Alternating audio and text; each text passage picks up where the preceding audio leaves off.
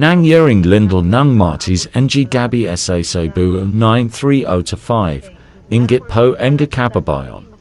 Kuha NG isang kaibigan na taga Cebu, habang nasa biyahe sila NG maganap ang Lindel SA Tulay NG Lapu-Lapu City, CTTO. Naglinog lang, Lord Jesus Christ, please.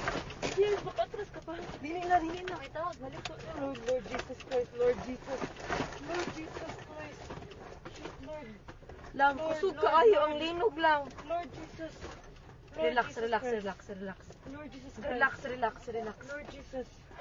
Lord Jesus Christ. Lang, naglinog lang. Lord. Naapagid ni sa bridge. Lord. Ito, wala. Kusog kaayo lang. Kusog jud kaayo. Pizza. Oh, Lord. Shit, sis. Okay ra mo, kuya? Lord. Anong umaayo buhaton, day?